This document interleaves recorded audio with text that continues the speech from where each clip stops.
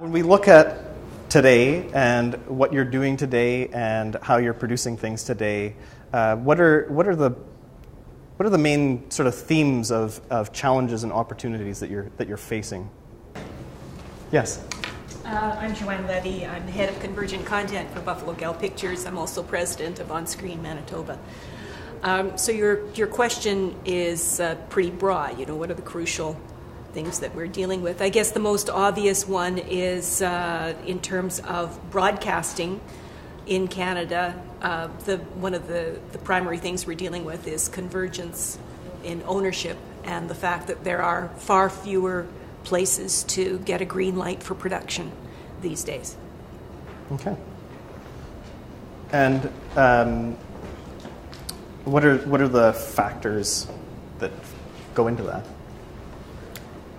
From our point of view, or from the broadcast, from from your system-wide point of view. Point of view. Well, I mean, on the one hand, it's fairly simple. If you have a concept, you know that there's perhaps 2 or 3 doors that you can knock on, and you will know your answer probably quite swiftly, whether it's a yes or a no or an in-between somewhere. But it really does mean that your options are far more limited, and it just makes it that much tougher to get business going. Because the other thing is, even if you want to go into the international market, usually you have to have some kind of toehold in your own domestic market before you can make a foray into an international market. So to say that television and digital content is now international and that boundaries don't matter is a little disingenuous. All right.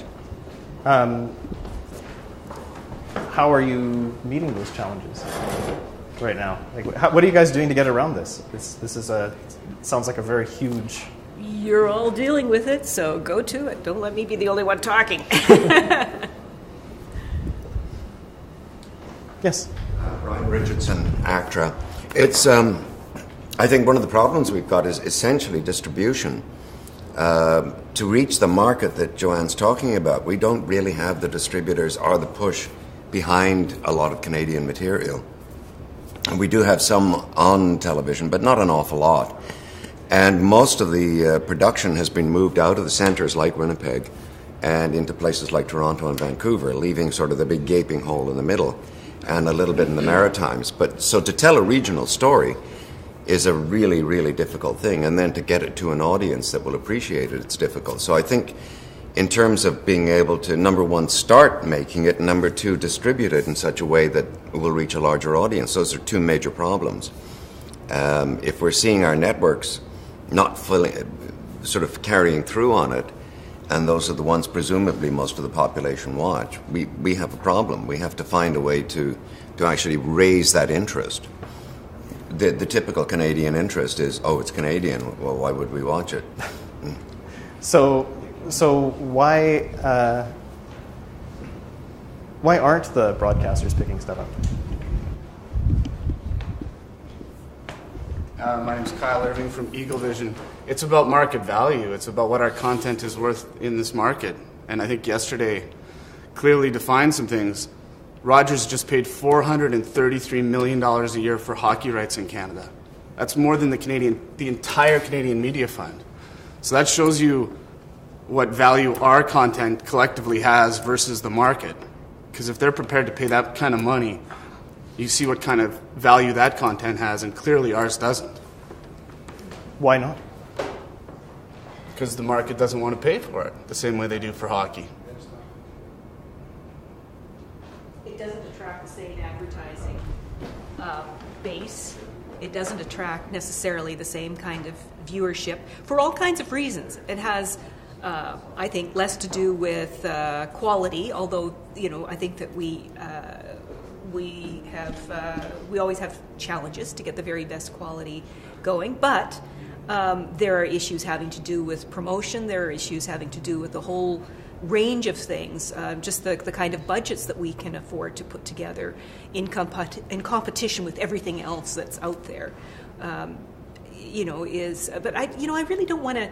I don't want this to fall into the same old pattern of complaint by producers about the same old things. I think this is a fresh initiative. The CRTC is asking us for some fresh thinking.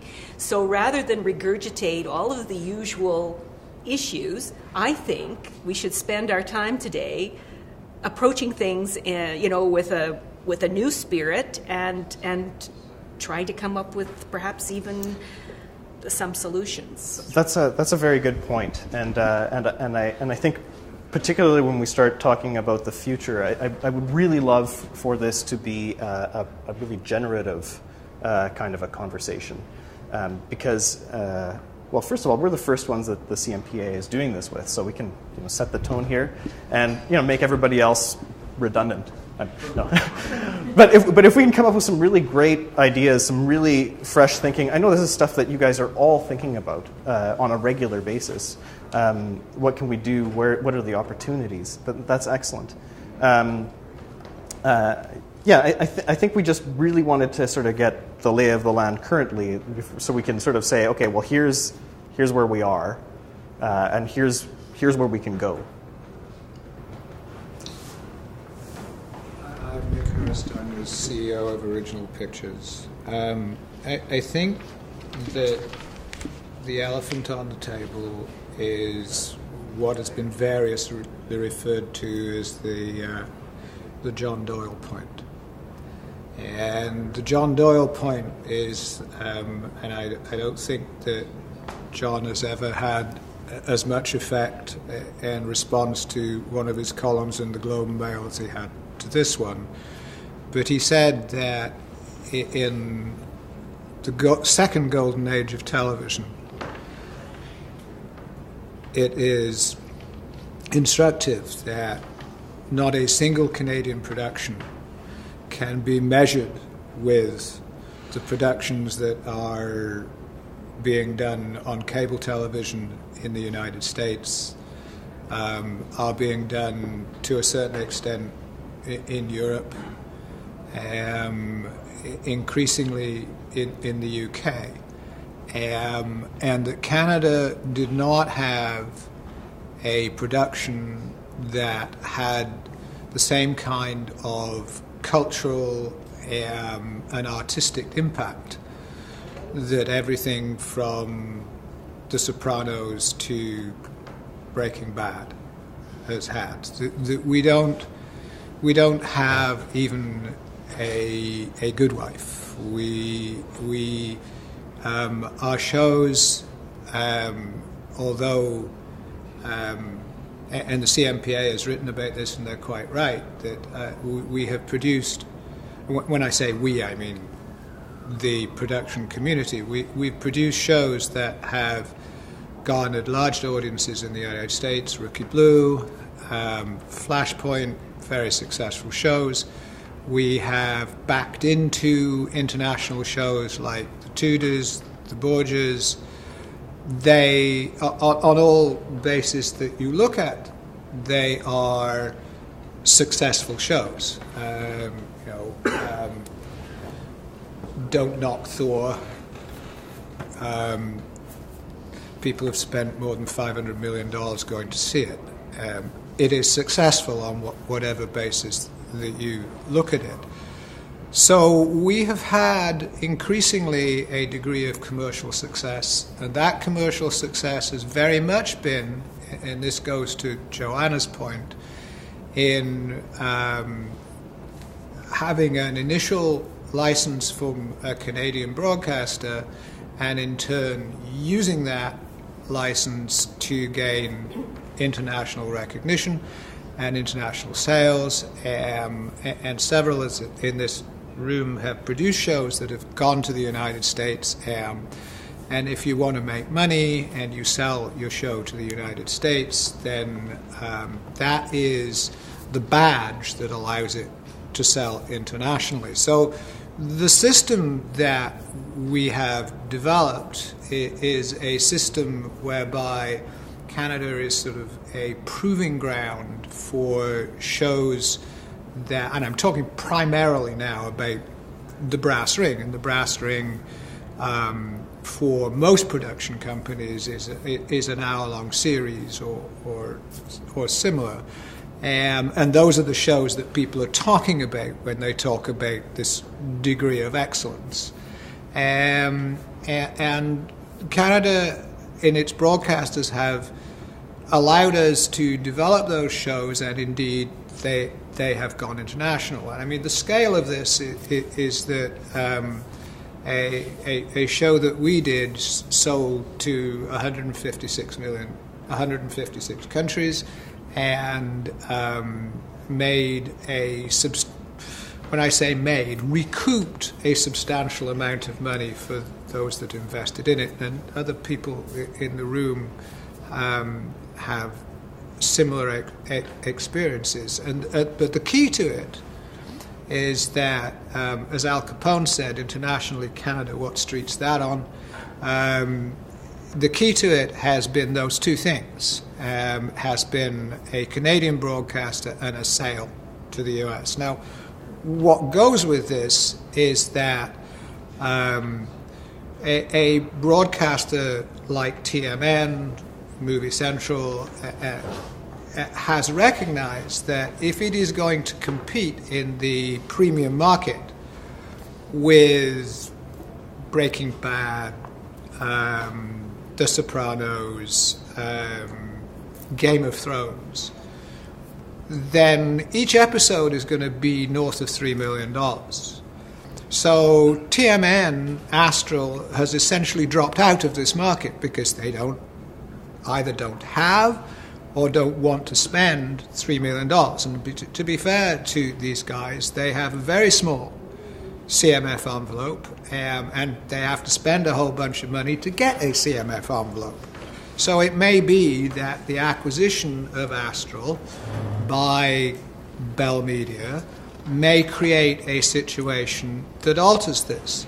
But I mean, just to put this out there, the ability of the Canadian broadcaster to bring a show together that costs $3 million or more an episode is a huge leap of faith for them. And they cannot do it they almost certainly cannot do it on their own. And whereas there is a proven market for hockey, I mean, nobody watches anything on Saturday night, do they? Except they watch hockey, right? So hockey is a category killer on Saturday night. There is not a single Canadian show other than... Actually, that's not true. That's usually when the Canadian shows are programmed. Yeah, no, there's not a single Canadian show, with the possible exception of The Amazing Race Canada, who can produce the kind of audience that is regularly produced by hockey. So it's a huge leap of faith that the broadcasters would need to make. I'd say more generally live sports, because the CFL and curling do huge numbers, way more than any Canadian drama too. So it's a huge leap of faith that the broadcasters would need to make in order to get a show of the production values of a Game of Thrones, for example. And when I say north of $3 million, in terms of Game of Thrones, try north of 7. So as business people, they look at this askance. So we are in, if you like, in a catch-22, that the shows that we do produce that are successful are shows that are summer fill-ins for the Americans. Rookie Blue, Flashpoint, Saving Hope was there. But they do not produce the kind of artistic return that the shows that I'm talking about return. So this is, if you like, a spiral of difficulty that is extremely difficult to break out of. And I would suggest that there is a looming problem happening. And the looming problem is that the success of Under the Dome suggests that the Americans have now found another way of garnering audiences during the summer with original programming, and that is going to put further pressure on people in Canada who have been developing to this model. So that was very articulate. Is this a question of just the size of the audience in Canada? Is this the big risk for the broadcasters in the current model? Well, sure. That's good. I think that's an obvious statement. I mean, you have a certain number of people who are watching the show, you have a certain amount of ad dollars, and so you justify the cost of the programming versus the revenue. So for sure. What Nick's talking about, though, goes back to what you mentioned, which is distribution, and how do we get it out to a much larger audience, because the United States starts with 300 million and we start with 30 million. Maybe it's 350 now and 35 million. Regardless, it's a 10-to-1 ratio. So how can we possibly compete without that international distribution and reaching those international audiences? And the shows that Nick references, well, any writer that's as good as Vince Gillian or the people who write those kinds of shows, David Benioff, is already in the United States working. They don't stay here.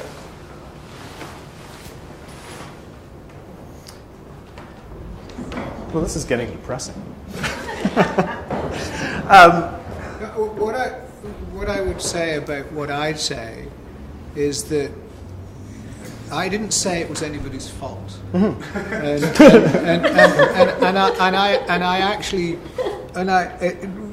whether I'm talking to the camera or I'm not talking to the camera, I actually want to say that. I think it is it's an analysis, and you can agree with it or disagree with it, but it's an analysis. And people may be able to do things that can alter that analysis, whereby you break the cycle. But right now, if you were to ascertain blame, you would be starting sometime in the 1930s. Yes. Well, just to put a more positive spin on it. So, your name? Jamie Brown, Frantic Films. Thanks. But you could also look at it as an evolution in television, and we have made progress. In 15 years, we've constantly said we're not as good, we can't do it, we can't compete, and then we can't get a show on network, and then we get shows on network, and, well, that was a fluke, we won't get a second. Then we get 2, and then we get 3, and they do okay, but a lot of American shows fail too. So we're not going to get not everything is going to be great, and our feature business has kept getting better and better. It still has lots of problems, as television does, but when John wrote that column, I thought it was a good aspirational goal to set. Hey, let's try to go for this, be a part of this golden era. But I also think we can get there. We are a smaller market. We've got less money. The other people do pull great talent away, but our crews, our teams, our writers, keep getting better and better. We keep doing more shows, and the quality's getting better. So I think our golden, the show that John is saying we're not participating in might be in development somewhere and might be on air in 2 years. And I don't think that's at all impossible. I think there's things we should be talking about and how to make it more possible. But I'm more hopeful that we are going to continue to get better at this, and from the CRTC's perspective, that although we see a lot of the problems and we're right to comment on them, a lot of things work well. And do encourage writers, and have created this multi-billion-dollar industry we're all a part of, that we're all learning and getting better at. And I wouldn't want them to think, it's throwing the towel. This is just this can't work. We're never going to enter this higher realm of television. I think it's some things. I don't think. One of the things that the chairman said was that the system needs to be significantly rethought. I'm not 100% sure it does need to be significantly rethought, personally. I think a lot of things have had, like the CMF that was mentioned, has gone through an unbelievable amount of turmoil, but does seem to be working pretty well right now. Not perfect, but pretty well. Most people are happy. It's got stable funding, which it didn't have before, and so I would hate to see people start to suggest that we dismantle some of those things that overall I think are helpful. Well, I think it's great to have a positive outlook on things, but the other question that has to be asked is whether or not the shows you're even talking about should be in the conversation. Because how are we as Canadians going to be able to finance shows that are at $4.5 million an episode like Sons of Anarchy, or almost $5 million when it's Breaking Bad. We don't shoot television on 35 millimeter anymore, but they still do. We're not in that. We're just not in that league. So is it fair to even bring those shows into the equation? And I guess the immediate response. Sorry, that's a good question. Is it fair to bring those shows into the equation? It's just going to be hard. John Gill, National Screen Institute. Yes, because that's what the consumer is looking for. And I think part of, I worked for about 20 years on the broadcast side. I think your analysis is very good. I think it misses one point. I think, first of all, sports is a red herring in the equation, because none of you produce sports, and independent production isn't where sports is going to come from, I don't think. I don't think we've ever seen better television coming out of Canada consistently. It may not be at a level that you're talking to when you talk about the most expensive programming in the world. But I think Canada has raised the bar to where you can tune into a great variety of Canadian drama and comedy and be very satisfied as a viewer. What I think is missing, and it's not an issue of money, I went back and looked at when The Boys of St. Vincent was made. It's 21 years ago. And to my mind, there hasn't been a cultural phenomenon in Canada like The Boys of St. Vincent that brought the Canadian people together and said, wow, we made this. This is an amazing story. It wasn't about money. It was about great storytelling. And I think that so do I think you can compete? Yeah. Do I think it's easy? No. But I agree with Jamie that the talent is there, and how we nurture it. And what interested me in working for the National Screen Institute was that ability to work with young writers and directors and producers to actually nurture the next generation of creative talent. I think it's out there. I think that the model of television gets discussed in a very sort of traditional view of how things get created, transmitted, distributed. And yes, the business model for digital media and all of those things, I don't think anybody's found the answer. Maybe Netflix is as close to an answer in their particular paradigm. But what we're not seeing is that national cultural event that comes out of our creative community that says, where did this come from? What was this amazing unifying thing that, and I don't think we've seen it for 20 years. You don't think Corner Gas did that? Yeah, that's probably about as close to it. And there again, I mean, budget not comparable to No, not at all. Something like Big Bang Theory. Yeah. So again, I think it is well within our capabilities to come up with them. They're just really difficult. Mm-hmm. I mean, if you look at HBO and the string of success that it had was amazing, and then they stumbled, and a whole bunch of these other cable companies essentially picked up the mantle, and now HBO is one of many cable companies, but for a while there it was the only cable company. And it's very difficult to find and very, very difficult to maintain. I think one of the things that we have to face, and we're of a generation, most of us in this room are of a generation of the broadcast era. There's a whole generation growing up that don't rely on broadcast television or broadcast anything. They're on the net. And my sense is eventually the broadcast media is going to merge into the net. We're already seeing signs of it. We're probably looking at, within 10 years, a huge move away from standard broadcast and into the net, and that's where people will be getting their stuff delivered. You can get a screen the size of your wall that you can hook into your computer. We're at that era.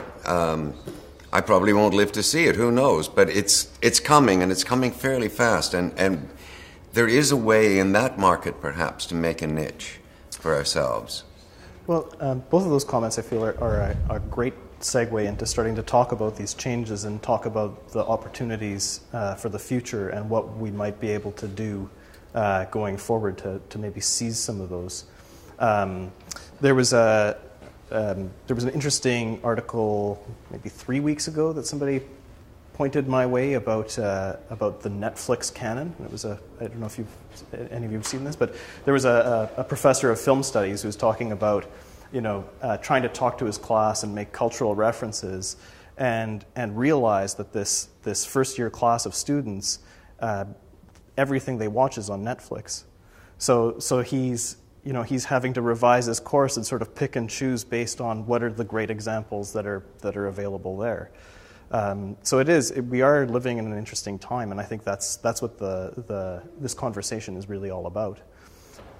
These sort of traditional models of doing things, these traditional ways of doing things, may not be around for a whole lot longer, and that there's new sort of formats and models and distribution and all of that kind of stuff is changing pretty significantly, even as we speak.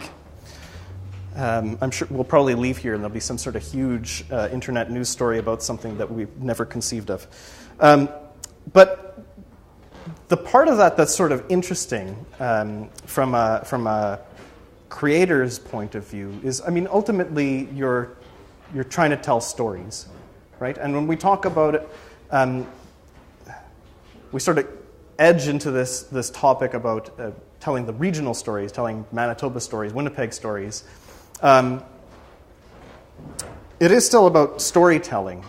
And if we look at the fact that the way people are consuming stories is changing, the formats in which they consume them and enjoy them are changing,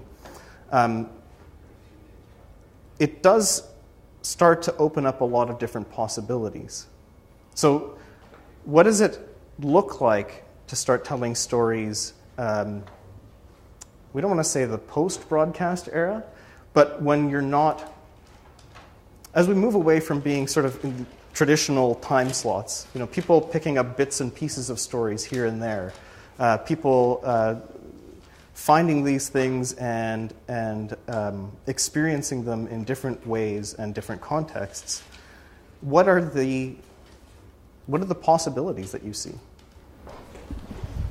Just one thing I wanted to comment on, because Lindsay's heard me say this at the CMPA board a few times, but I don't want to think of myself as being a Luddite, but I have heard this kind of TV's dead thing for 10 years. It never made sense to me. It still doesn't make sense to me. Okay.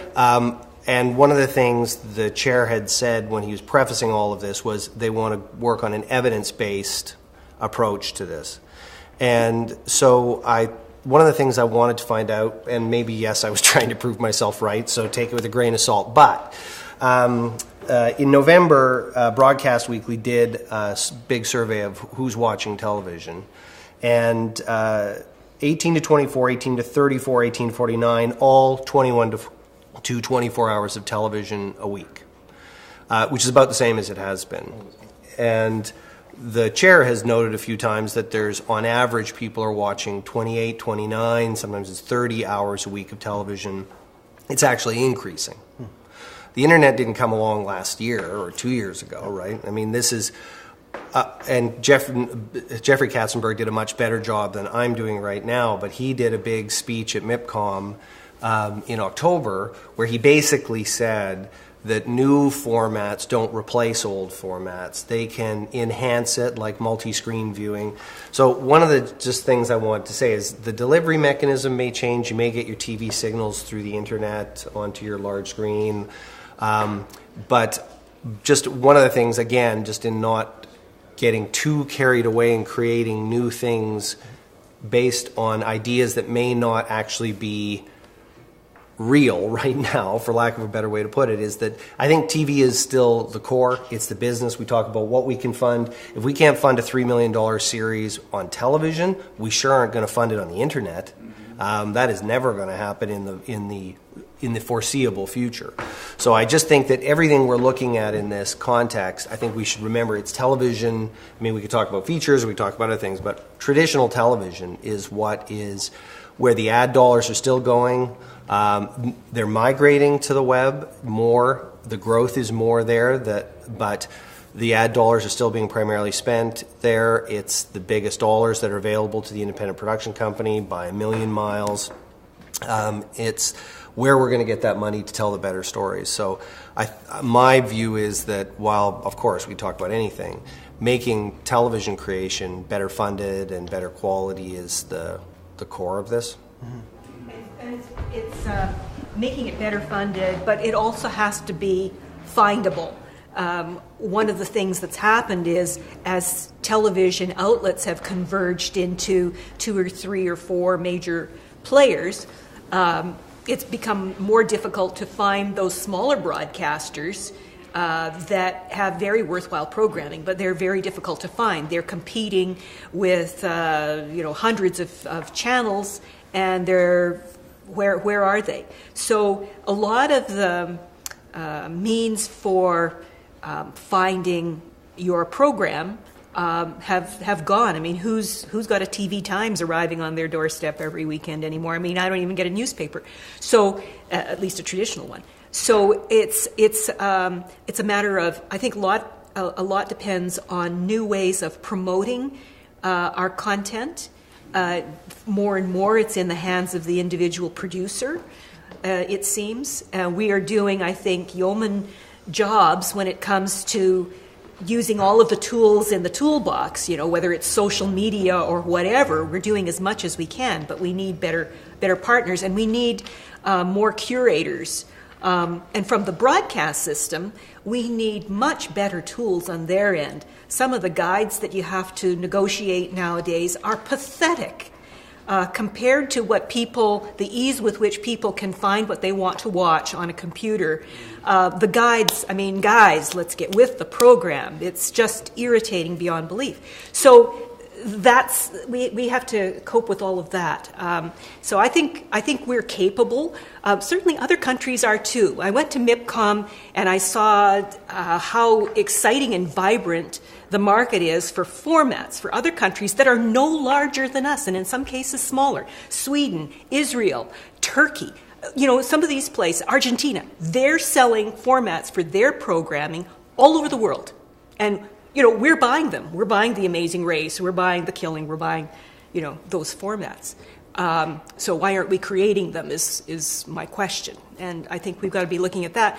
The Netflix of the world are great, but no matter how much original content they do, whether it's Orange is the New Black or Elmwood Grove or whatever it is, even everything they're doing isn't as much as one major network will produce in a year. So the idea that Netflix is the answer for creators necessarily, it's a real tough road. Anyway, it's television. It's television. It's all television. Whether I sit and go to iTunes on my Apple TV, or I go to Netflix on my Apple TV, or whether I switch off my Apple TV and go to video on demand and watch series one after the other. You can't do this in Winnipeg, but you can elsewhere. It is really irrelevant. It's purely a delivery mechanism. But I think when you look at what other countries are doing, and you can talk about The Killing, the amount of stuff that's now being bought by American broadcasters as formats for as formatting of foreign shows. The Fall, for example, which is a British show that was broadcast in North America, is still being made as an American limited series by ABC. That is something that's happening. what is interesting, perhaps, is why it is that things like the Fall, Broadchurch, the Killing, Homeland, which started in Israel, have not occurred here. So, can I pose that question?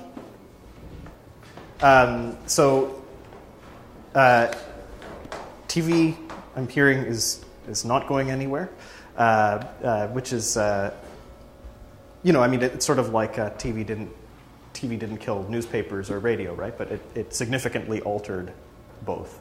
And we may be, in a time where the internet hasn't yet started to significantly alter television. But you're starting to see these kinds of successes.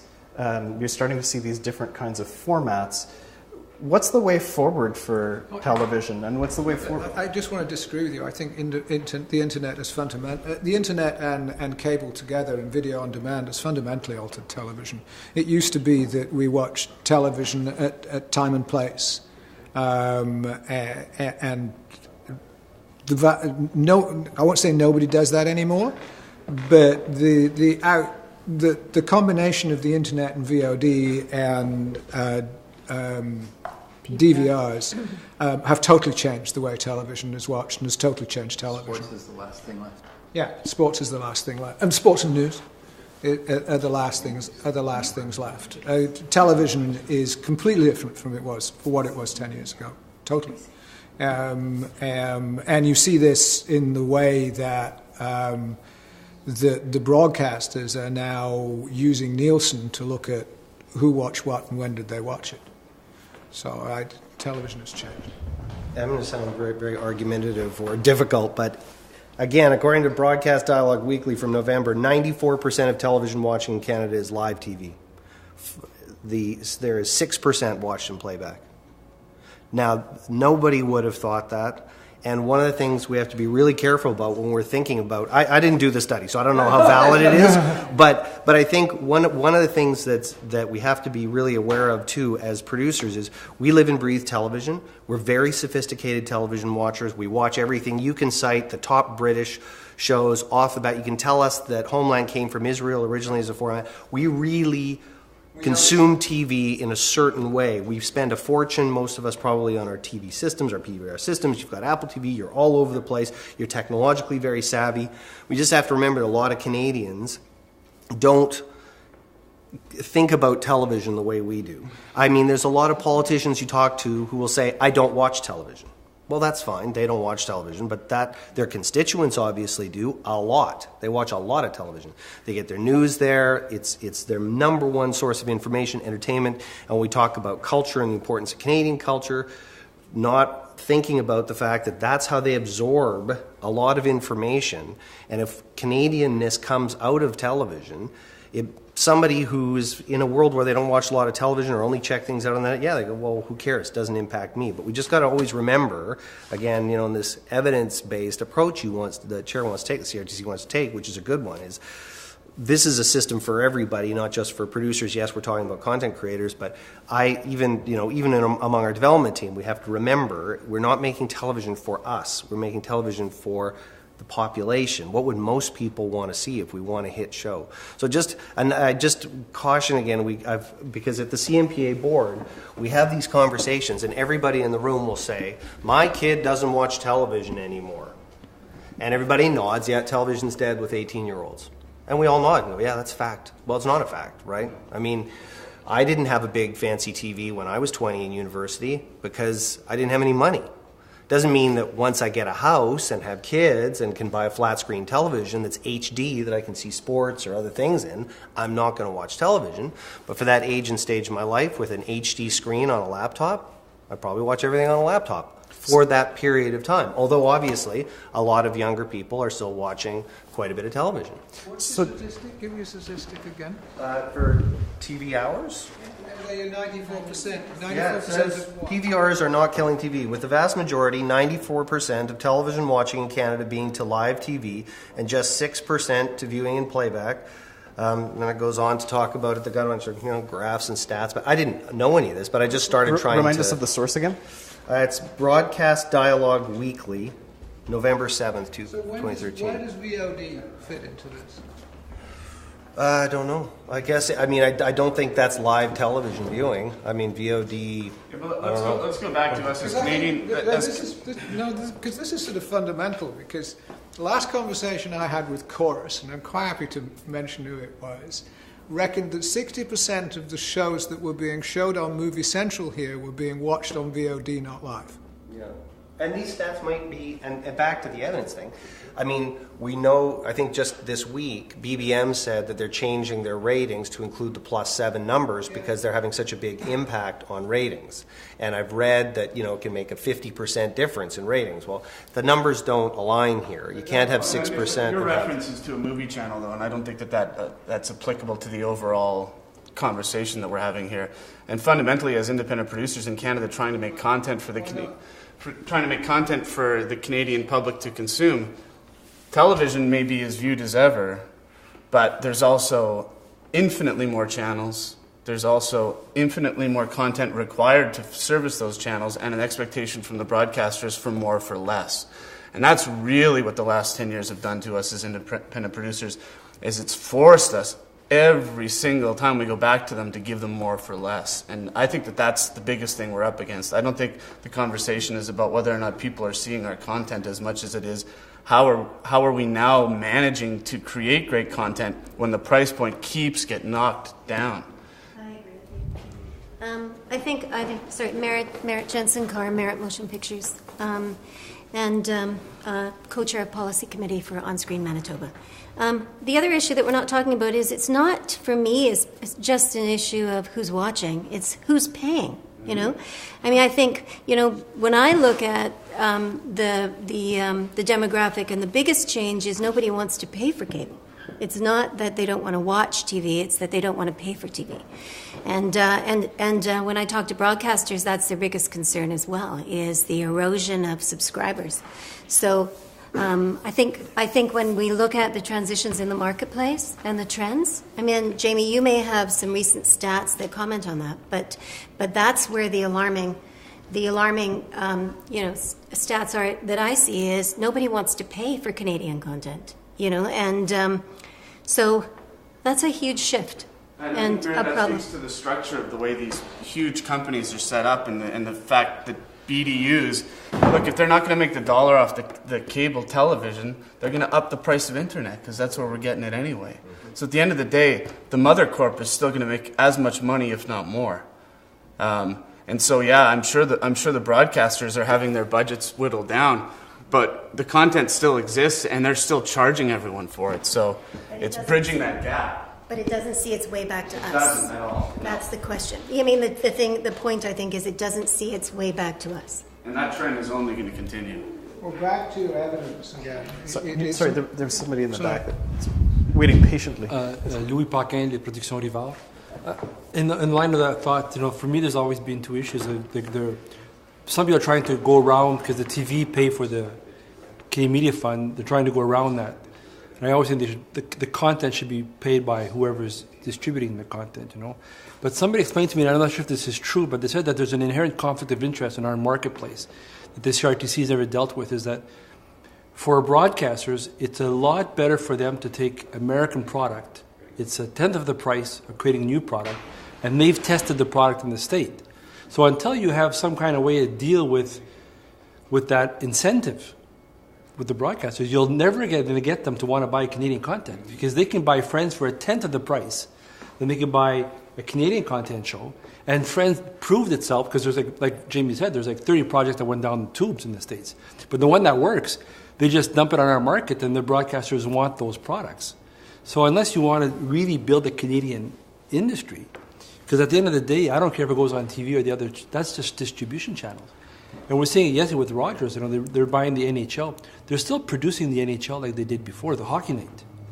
It's just the distributions are different. But the Radio Canada is going to still shoot it the same way they did before. So we're still producing the same kind of... But it's the economic model that's a disincentive to the broadcasters.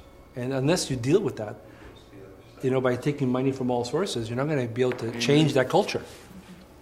And that's why, I know more about the French market, but in the Quebec market, even though they hate each other, At the end of the day, there's a consensus about funding the product.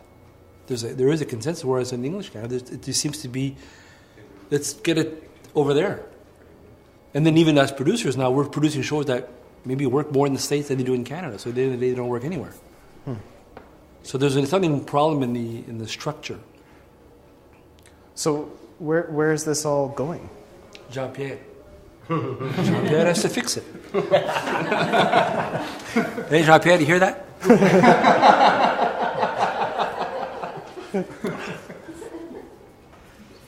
Any thoughts about where this is going? Well, I was just going to say that to go back to evidence, it is not true that Canadian broadcasters have been spending less on Canadian programming than they have in the past. They have, and it depends how you add it up, but it is not true that that amount has been declining. It is true that in certain areas of programming that there is hugely a demand for more with less. But it is not true that your hour-long drama, for example, is being given lower license fees than it was. In fact, the opposite is the case. There is a problem that has developed, and the problem is that in order to do an hour-long drama now, with the exception perhaps of one show at the CBC and maybe two shows at the CBC, you are inevitably required to put together a international broadcasting budget that produces the cost of the show. And all that means that there is a huge proportion of that budget that comes from a distributor or international sales agent, which means in turn that the immediate return to the producer is much less than it used to be, because the money that used to flow straight to the producer is first of all paying off that distribution advance. So that has happened. But just to still stick with evidence, there has not been a reduction in what the Canadian broadcasters are putting into Canadian programming. No, there's just an expectation that there's twice as much content generated by the same dollars. And that's an exaggeration, but it's also a fact that there is an expectation of more content for the same financial contribution. And I mean, that's the times we live in. It applies to most things in the new world. Is there's an expectation of more for less. And I think we've done a really good job as independent producers of finding ways to make that work. But I often feel like, boy, if they cut it back any more, how can it work? And that's, I think, and that speaks to what Louis talked about, is they've got to find a way to fix the current system because it's broken. So if we want to maintain what we've had as a cultural industry in television in Canada and have independent producers be able to create that content and satisfy Mr. Doyle's article and achieve those things, then it's got to be fixed. So if you could wave a magic wand and we're here, I don't know, 10 years from now or something, what are the things that you would like to see happening? What's the model look like? Well, I'm not sure if I'm fantasizing, but is it not possible that the CRTC, who's controlling this, that all the broadcasters and the cable people, but the internet people, could they not all be financing, or could they not tap into that whole thing and increase the volume for content? Because they're all, like, if it doesn't go through the cable, you get your program through the internet. My understanding is that there's no money going from that source to the Canadian content side of it. So they're trying to avoid paying money to the Canadian content pool. And I think somehow the CRTC should say, well, the distribution centers have increased, so they're all going to pitch in. I don't know. Does that ring true for others? Well, we'd have to bust out the financials of all these companies and see how each entity is profiting, and probably stretch them out over several years and see. I promise you there's a shift from lower revenues in broadcasting and higher revenues in home internet and those kinds of services provided by those same multinational corporations. And the way that they've all been structured now, I mean, I look at a company like Chorus that Nick referenced, and they're owned by Shaw, but the one thing they're missing are cell phones, right? So I wonder what's going to happen next, because the other two big guys have it all. They've got cell phones, they've got TV, and they've got internet. So what's going to happen with Shaw? Because that's the next move.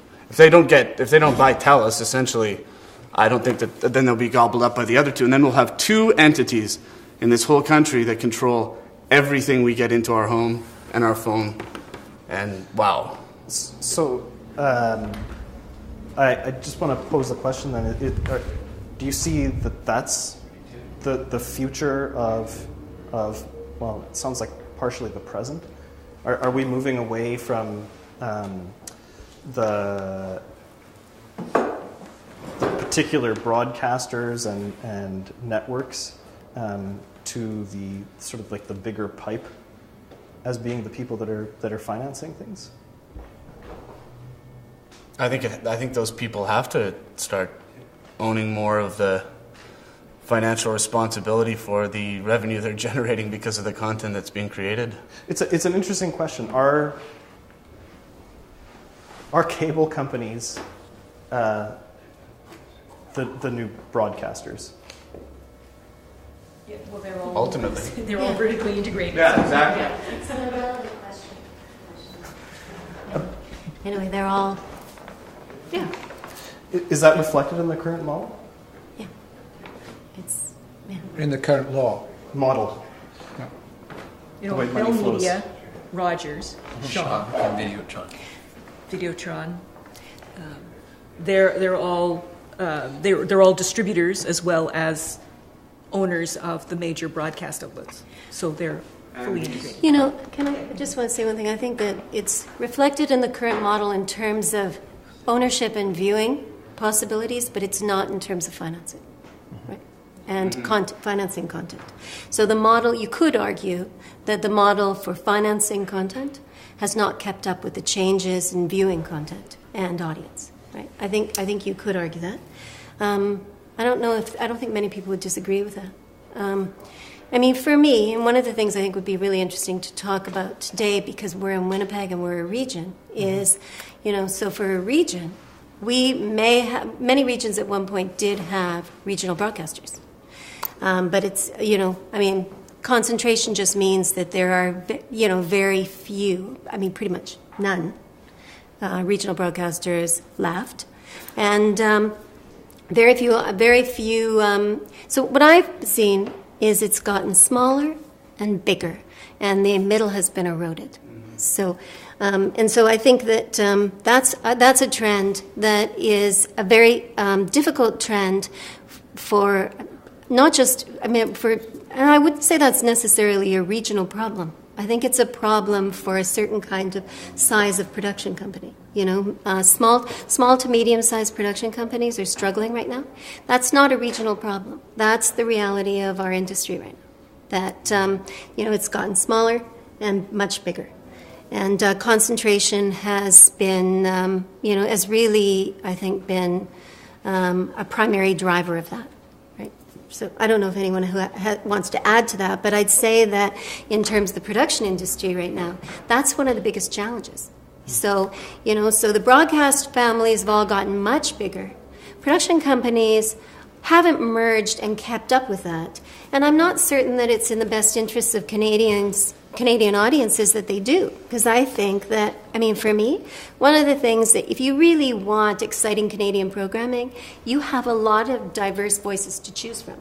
And I think a healthy industry has a lot of companies and diverse choices to choose from, including regional voices. So, for me, that's the challenge the CRTC has right now, is how are they going to ensure that happens within this broadcast climate? Yes. My name is Charles Clément. I'm the owner of a production company here in Winnipeg called Média Rendez-Vous, and I'm also co-chair of the policy committee at On Screen Manitoba with Merritt. I think riffing off of that and maybe echoing what Jamie said earlier about talk about having to revamp the system, change it, it's broken, we've got to fix it. I think if we turned your question around from a minute ago and you said, where's our utopia 10 years from now, where's the paradise? I think if we asked the flip question and said, what happens if we break up what's been built up over the last 15 years since the introduction of the CTF and now the CMF, I think we all pretty much know what the business looks like 10 years from now if everything that's been gained so far was just somehow dismantled because we thought it wasn't quite working. I think everyone would be unanimous. In 10 years, there would be nothing left of Canadian content. All the doors in this room from all the production companies in this city and all other cities would be mostly shuttered, I think. And there'd be a precious few maybe in Toronto, and there'd be lots of sportscasters out there because we're still going to want to tune into the Grey Cup or the Super Bowl or the Stanley Cup Finals live on demand. So to echo what Merritt was saying, I think ensuring that the CRTC, anything that falls under Canadian heritage for that matter, whether it's the CRTC or the CMF, to make sure that those incentives and those mechanisms to create a diversity of voices, to make sure that Canadians from all corners of the country are being heard and are being seen on our airwaves, whether it's on my Netflix, on my phone or on my television, on my Apple TV at home, those voices need to be heard in order to maintain that all-important patrimoine canadien, Canadian heritage. And so that's talking about tweaking things, and I agree with Louis about there's broken aspects to the system that we need to improve on, but to suggest that we dismantle all the amazing gains that we've made would be a giant leap in the wrong direction. And I don't think that's just a Winnipeg statement. I would hope that most other regions would say, no, let's not completely change everything. Let's build on what's already been achieved. I think it's an interesting group you've got in the room. There's probably very few people under 40, and I wonder what this conversation, wonder what this conversation would be like if we were all back in our 20s and going into the business, and the business had the opportunities that it has now for creative voices to tell their stories, as opposed to what it was like when we were in our 20s a long time ago, and there really were no opportunities to tell your own stories short of connecting with a broadcaster and having that funding. I think it would be interesting to hear from a younger generation of producers who are coming into this business that don't have, frankly, the overheads that we all have in our daily lives that imply a cost structure that we need to maintain in order to support those lives. So I think if you talk to a much younger group of people, you will get a slightly different view of, and a slightly less pessimistic view, because frankly they don't have to make as much money to support their daily lives. And so, one opportunity with a broadcaster probably goes a lot further than it will for the medium-sized companies that you're talking about. I think that almost every industry has this issue, not just our particular industry. Another generation comes along and eventually takes over. And I think they use technology and ingenuity and all of those things that they should be using because that's when they're at their brightest. And I think we're going to see that. I think we will see another generation come along that hopefully is well mentored by this generation. And hopefully this generation lasts. And I actually don't. I'm not pessimistic on this generation lasting out its working life. I think, for all the reasons that have been articulated, there is still a livelihood and a decent livelihood to be made. I think the interesting thing will be what happens and whether, in fact, that torch gets passed to the next generation and how it happens, and what the next generation brings to the creative landscape in terms of, and I mean that as broadly as possible, if you like, filmed storytelling, whether it's on internet, whether it's through a BDU, however it gets delivered. I think you would get a more optimistic view from people maybe 20, 30 years younger. I just want to comment on that, John, because I find it's very interesting because, Nicole Matiation, On Screen Manitoba Executive Director, we invited the younger producers to come today, and they're not here today. And I think it has to do with the fact that either they don't think they need to be here because there's people looking out for them already, which would suggest that there is some sort of succession mentoring happening in the community, or they don't understand, the importance of that because they're too busy just getting their businesses started. But, I think we would all like to hear what they think about this perspective. But I think it's important to know that they were invited to participate, and it's a choice that they're not here. So, sorry, you and then. I think that there'll be jobs for people in media creation for sure. The question is kind of who are they working for and who's deciding which stories they tell. Mm-hmm. And if we want to have diversity, we need to find a way, as Merritt was saying, to allow smaller and mid-sized companies to be viable. Mm-hmm. And when I talk to younger people in my company and they say, so what's my future like? Not my future when I'm like I was when I was 20, and I did have low overhead, but I want a house, I want a car, I want to raise kids, I want to, do those things. You can find a career as a creative working for somebody else, but being an entrepreneur and building a business, I'm a lot less optimistic. So to answer your point, I just wanted to put a couple of things out. One, I think that we need a way, just echoing what Merritt was saying, to ensure that, and I understand we're in a free market. You can't make sure everybody survives no matter what they do and whether they're doing good content. I'm not suggesting that. But when they started with the tax credit, it was supposed to be to help capitalize businesses. We all know that. That all disappeared. There's things that are happening with terms of trade to try to help that get better. Maybe there are other ways. One of the suggestions I've made to the CMPA is a corporate level tax credit rather than at an independent production company level where the financials are 100% transparent and whatever the tax credits are, they want the tax credit money in it and they know exactly how much you're getting, but more at a corporate level intended to help support the company so that we can spend more on development and work on projects which will help us get one of these golden era television shows. They're not just going to appear, and that's where you need some money in a business, is you need to invest in the R&D, and it's a very binary industry. Either you get it and you get the money in the show, or you don't and you get nothing. So you have to have some wherewithal to keep going.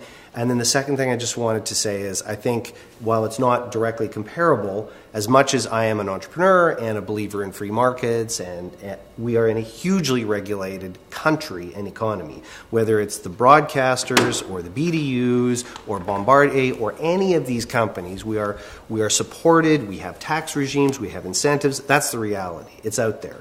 And deregulation, as we saw in the U.S. financial markets, is not necessarily a good thing. So 10 years from now, I would hope there is a regulator. It was put out. Is regulation even needed? I think it's just a question to open up the floor, but I think the answer is yes. If we want Canadian voices, we know Canadians are getting a lot of information from television. We see that. I think that'll keep going. We want we want independent voices. We want viable companies that can then invest and tell those stories, and that's not going to work on an entirely free market basis with huge companies and very small suppliers. The power dynamic and the need for those companies to be profitable and more profitable, which is the name of the game, is going to cause the squeeze on the producers, where, as Kyle said, you're like, I don't know if I can do this. We just did a project where we made no money, and we knew it from the beginning, and we did it to keep the lights on and keep paying for office rent and keep people working, and that's crazy in a business to be doing that kind of stuff. And then a 25-year-old says, so should I be in your business? And you kind of go, well, I don't know. And I think we've got some great things, but I would just be cautious that we've got a lot of, 60,000 plus people working in the industry. We've got all these great successes. We are going a good direction. But I think this could be a process that enhances that and helps it. But if the wrong decisions are made, I think it could set us back. And a lot of companies are right on the edge. Let's, you first and then... I'm just going to stay on the point of regulation. I agree with Jamie that maintaining that regulation is some of us would see it as an evil, but it's a necessary evil, I think, if we want to maintain what we've got. And I think the CRTC's been clear from the get-go with the advent of the internet that they were going to be hands-off as far as regulation goes with the internet. But we don't have any true independent ISPs in this country anymore. They're owned by the same 4 or 5 BDUs that run internet traffic through this country. So I know that's what the CRTC had said, and it adds all kinds of new layers of bureaucracy to legislate and regulate the internet. But does that door some way, somehow need to be reopened? Did we think too quickly 7 or 8 years ago, whenever it was that it was decided that we're going to regulate broadcasting but not internet? As I think Nick was saying, there's no discrepancy, there's no difference between the two. All of us are either watching through our Apple TVs or through our Bell boxes or our MTS boxes or Shaw boxes. They're all coming through that same little pipe that's coming into our home. And I know those statistics about whether our kids watch or don't watch TV. I'll be really curious when my 9-year-old and 6-year-old are 19 and 16, 10 years from now. They do not watch linear TV. If they can't have their hands on an Apple TV remote where they can watch Max and Ruby, first off, any of the 52 episodes at the tips of their fingers, they're not interested. They're going to go play something else. And to your point about the program guides on our BDUs in this country being a little bit archaic, absolutely true. I mean, when you can choose to hold a little remote and choose a Max and Ruby icon on your screen, you're going to choose that every day of the week. So is it time to think about more regulation? Because maybe the BDUs want us to be consuming more internet and less television, because maybe that's a way for them to divert some of the funding that otherwise would have gone through the CMF to Canadian content producers in this country. Maybe these internet revenues are just ending up somewhere else than in the Canadian system. So how else but through regulation could we maybe get a handle on that? So to tie some of those threads together, what does this look like? I mean, it sounds to me like everybody's talking sort of around this idea of funding, for lack of funding, right? And how those dollars flow and how they get to smaller and medium-sized production companies, and how you encourage people to create regional programming that's of interest to a wider audience, and that there are some tweaks that need to be made without risking destroying what's been good and what you appreciate and benefit from in the system. What do those tweaks look like? What are those? Yes. Hi, I'm Laura Tyler from Cinema Canadiana. I think that access, I think you mentioned it, is a huge issue that really needs to be addressed, in the sense that, sure, you can create all of the content that you want, but if people can't see it, that's a huge problem, obviously.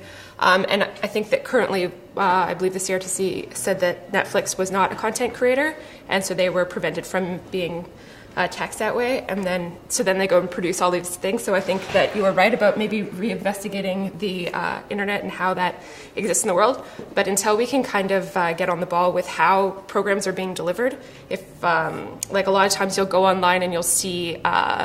If you watch one of the shows you could otherwise watch on television, the commercials that you're forced to sit through are the same 2 commercials back to back. You know, I'm not going to watch that. That's unacceptable. And then you also look at access. If you watch Canadian Netflix, for example, versus American Netflix, you can have more access to Canadian content on American Netflix than you can on Canadian Netflix. So that's another issue. So I think that as much as it's important to look at the funding structures and everything like that, we also have to look at the end product and how are we going to make sure that those are available to the people who want to see them.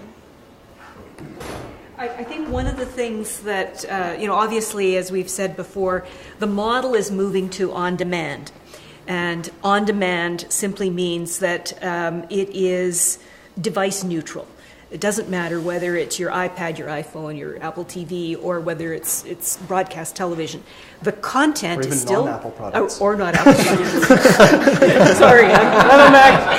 What are they? I'm glad you said that. So but the content is still television. But I think that we have.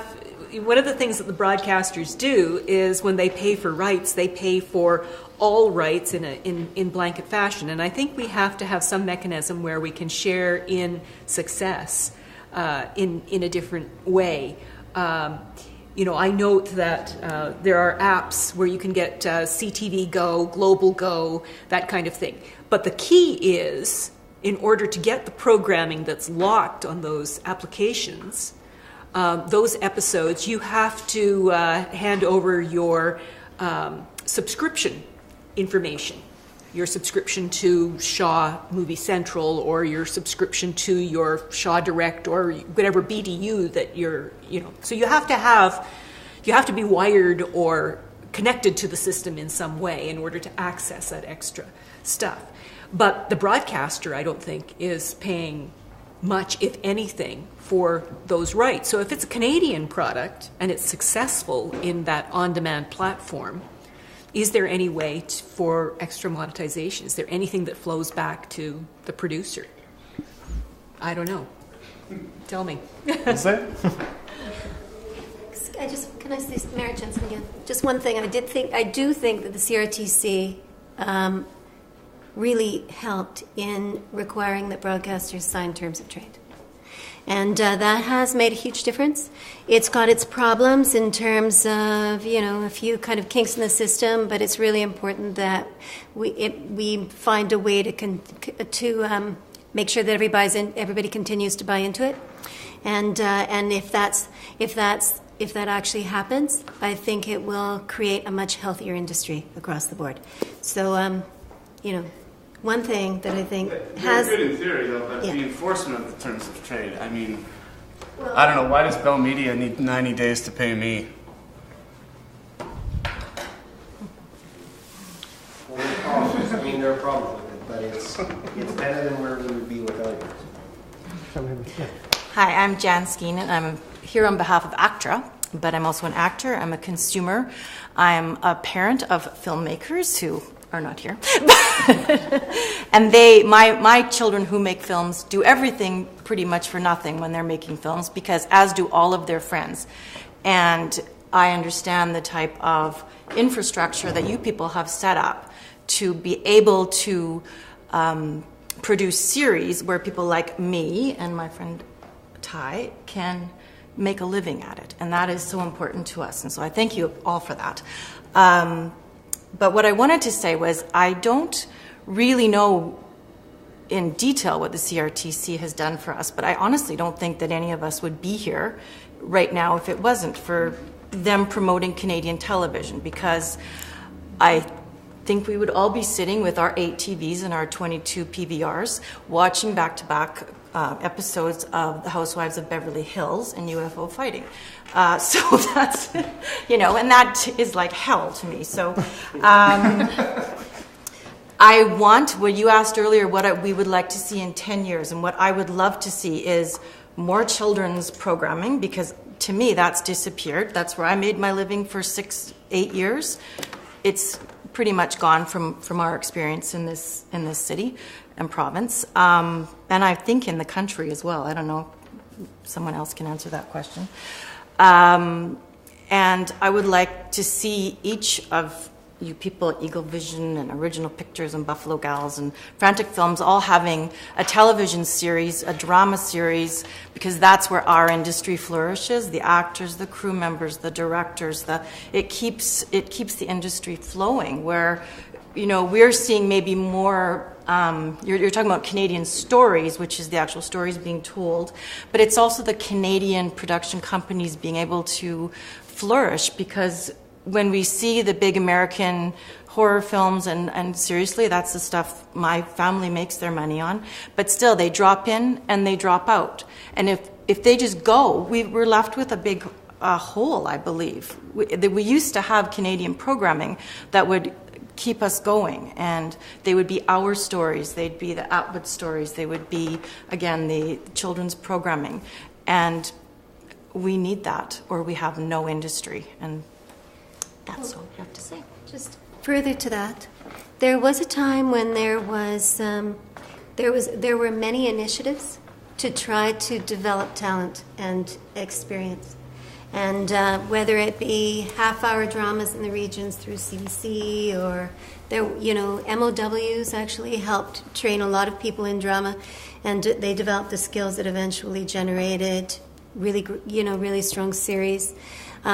Even local programming in a lot of cases generated series, especially children's series. They might start out as a local programming and then they'd have an opportunity to develop and, become national.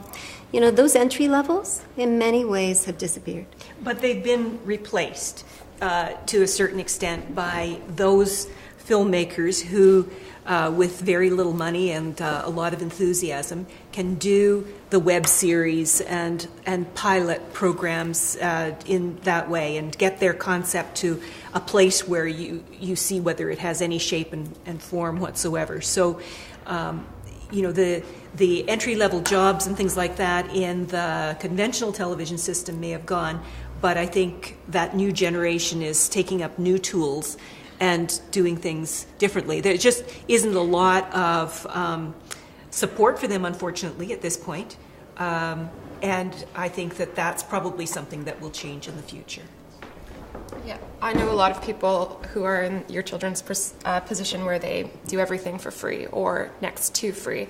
And I think that that's a huge problem that we're going to see erode the foundations of the industry as it grows and as that generation gets older. And I know that a lot of my friends turn to the web consistently as a mode of distribution. In a lot of cases, they don't even think about going to the broadcasters. And I'm not sure if the broadcasters are feeling that they're only getting pitches from a specific class of people, a specific group of people, or not. I think that would be a question you'd have to ask them. But I know that web series are a huge attraction to a lot of people who are trying to tell stories from the younger age group. Yeah, I hope Jan and everybody else will watch our kids' show, 7 o'clock Sunday morning, What's Your News? Yes, what is it? It's a preschool show. There are still kids' shows out there, but there's an era of aura of pessimism in the room, and seeing that exists, to me it's somewhat astonishing that there would be an aura of pessimism in the room. The fact is that there is an evidence base. There is an explosion of content. There is much more content being done now than there has ever been in the past. There is an explosion of the number of broadcasters that are out there doing program. Even in Canada, there is far more broadcasters than there used to be, and admittedly they share stuff and pass it on. But the fact is that one of the things that is driving the golden era of television is that there has been a huge fragmentation in what we're doing. We don't have 3 broadcasters anymore. America doesn't have 3 networks anymore. It has a huge plethora of outlets. The question for us is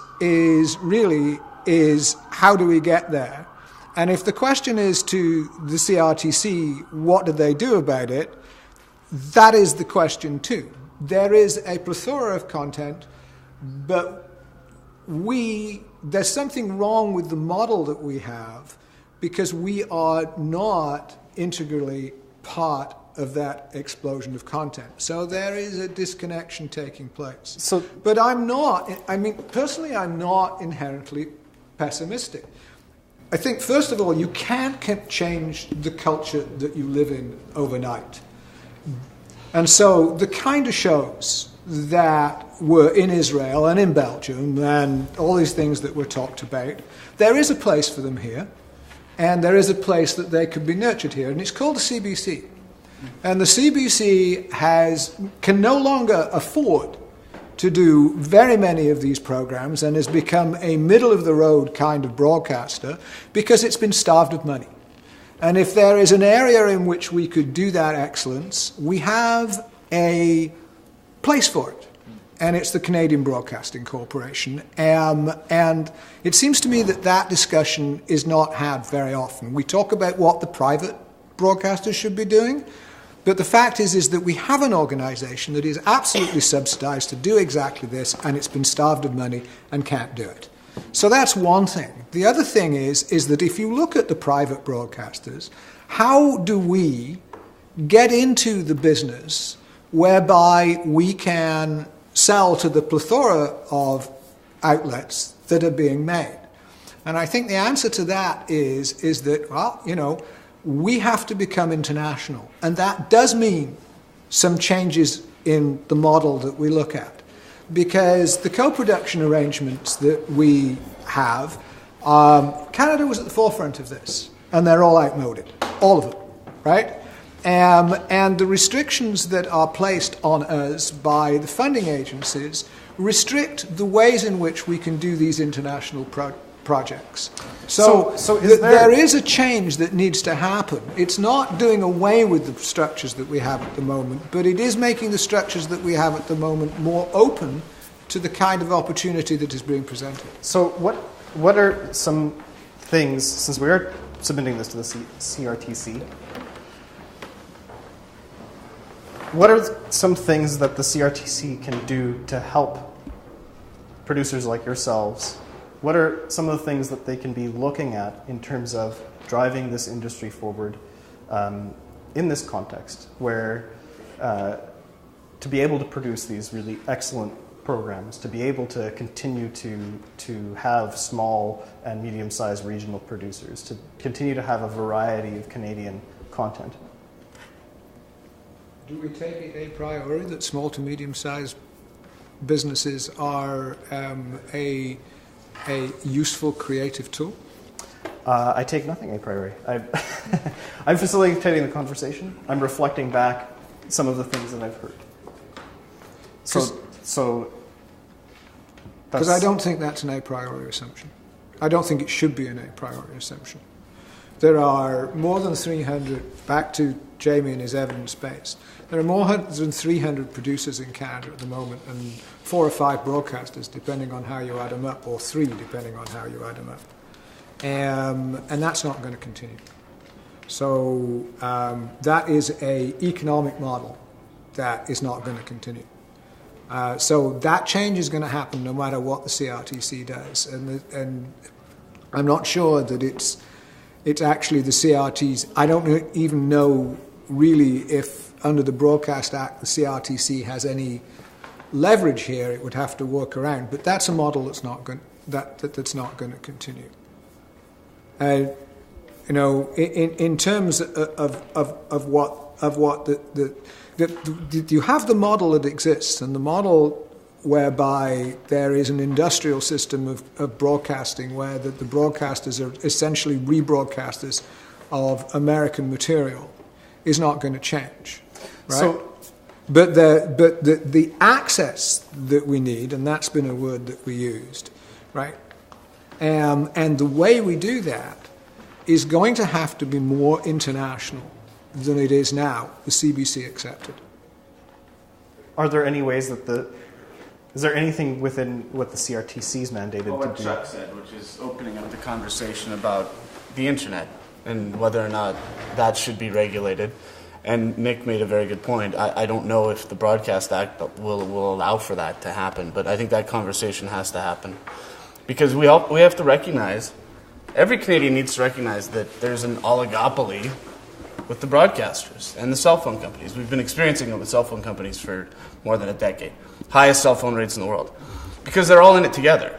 They're all in cahoots. They all agree to screw us over equally. And that's... we'll all make our piece of the action, and no one will go away from the trend.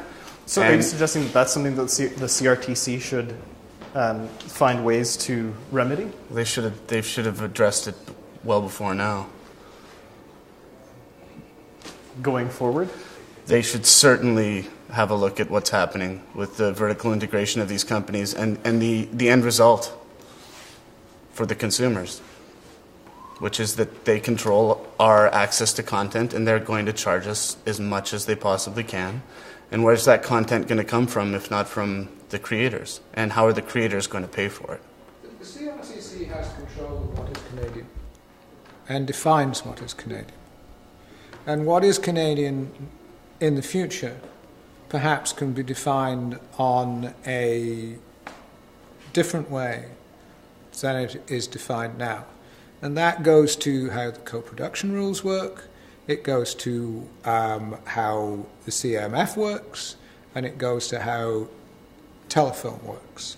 CRTC also controls what the broadcasters can do in terms of the rights that they own, and the way and how much in-house production the broadcasters can do.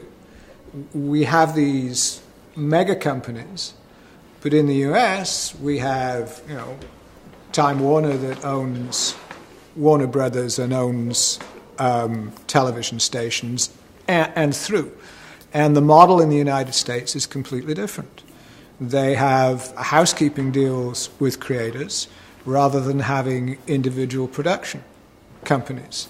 And there shouldn't be an a priori assumption that a country with production companies that can barely keep their body and soul together is a better system than a system whereby there are companies with much more money who are able to support production. So we're hemorrhaging people. I know we're at the end of the hour here. Thank you, everybody, for coming. I just want to ask if people have just some final succinct thoughts while we wrap this up. Well, just in terms of what the CRTC can do, I think that that the CRTC has opened up some interesting dialogue. I think that we're seeing consultations now on some issues that are pretty important to the system. The whole notion of unbundling, which the government has asked for, a look at what to do about tangible benefits and how that should be handled. It's a little bit of the shutting the barn gate after the horses have all gone, but we'll still participate in that. So there's some of that, but I think there has to be attention paid and never lose focus on the fact that I think Canadians do want to see themselves, their regions, their stories reflected on Canadian television. Any other closing thoughts? Is there anyone left? Okay, thank you again very much.